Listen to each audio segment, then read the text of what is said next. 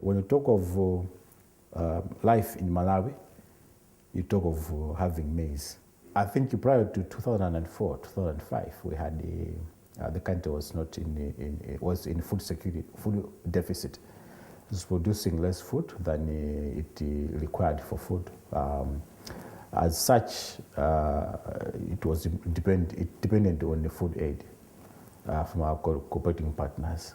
In one of the years, about 5 million households are required to be supported in terms of food by our cooperating partners in terms of donor food aid. The current president, Dr. Bingu Aptarika, said enough is enough. We've been begging for food from our cooperating partners for so long. Why can't we as a nation produce our own food? We have got the means, we have all the resources, we have got the land, fertile land that is available, and rainfall. We have received normal to above normal rainfall. So what he said is to prioritize agriculture among other sectors and support the smallholder farmers so that they can access the affordable inputs on the market. In the first year alone, when the program started to be implemented, we had a production of 400,000 metric tons as a surplus. And in the following year, we had a production of close to 1 million surplus. The third year, a surplus of about 500,000 metric tons. And this year, the fourth year of its implementation, we expect to have a record production with over 1 million metric tons as surplus. So you can see over the years the country has been producing enough food, and we have never imported food into the country. Instead, Malawi is a breadbasket in the region, and the households that were dependent on food aid, they are now suppliers of food from our World Food Program to feed other people in the region. It's not a universal subsidy program. It's targeted on the most vulnerable households, the most poor that can't even afford to buy on the market. So of the total farming families of 3.4 million farming families in Malawi, we target about 60% of that. That's our target audience for the program, and they are identified in an open forum, going through a process which is facilitated by the Ministry of Agriculture. We have multi-sector teams that are formed to identify these beneficiaries in the communities. So each beneficiary is identified in an open forum where everybody is there and sees what is happening.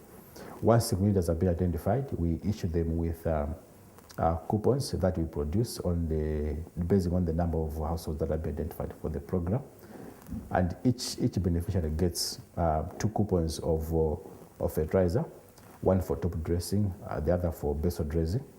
In addition to that, they also get a voucher for maize seed so that they can access subsidized seed. I think since the program started in 2005-2006 season, it has gone through a series of review, and it has evolved over the years. But we think we identified the beneficiaries in a transparent manner, and we are accountable. We use the coupons in the first place to target the beneficiaries. The coupons promote transparency in the program, but also it's the best way of targeting because everybody would want to benefit from the program. So we use the coupons to reach them out to those targeted to beneficiaries. The government has also considered providing pesticides to the farmers to reduce the post-harvest loss, which could get as high as 40% if nothing is done. So the provision of pesticides has reduced post-harvest loss from especially due to pest attacks from larger grain borer, which is the biggest pest in Malawi, as well as some other weevils. And also there is a program that is implemented by the government, mini metallic silos. These are communal metallic silos which are constructed at community level, and the farmers also keep their maize in that. So this is just a way of ensuring that the food security is indeed attained, not only by harvest, but also storage as well. So these are some of the things that, and the farmers have accepted and they have received this program as well. So it shows that the farmers are very happy with the program, and those that are capable have made their livelihoods.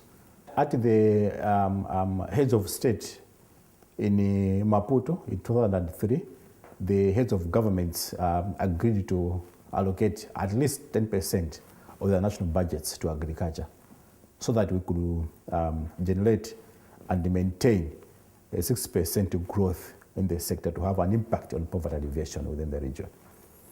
Malawi, I'm proud to say, has met and exceeded the allocation of national budget to agriculture. We are now at 14% allocation to agriculture sector. And this 14% doesn't only go into subsidy program. It goes into research, it goes into extension and capacity building at the local level. Further to that, Malawi has also met and exceeded the growth rate in agriculture sector. We are now at 13%, above 13% growth in the agriculture sector. Its productivity has increased from 0.8 metric tons per hectare to 2.2 metric tons per hectare, and that's a national. But if you look at hybrid maize alone, productivity has gone to 3.5 metric tons per hectare. So these are some of the achievements that the country has attained over the years. Adoption rate of inputs has also increased. There's more farmers, and technology transfer has also improved. All this shows that the program has had an impact on people's livelihoods. A lot of countries have been to Malawi at the ministerial level to learn how the program is implemented, and have taken them through the process, each and every step, from the start, from the planning to actual implementation, and even monitoring and evaluation. How do we evaluate the program? So all the countries that have come to Malawi, we have taken them through. We have given them the model that we use in Malawi to have this program implemented, and how successful the program has it been. And all of them have praised the program. And they said, a number of them are saying they're going to use it in their own countries.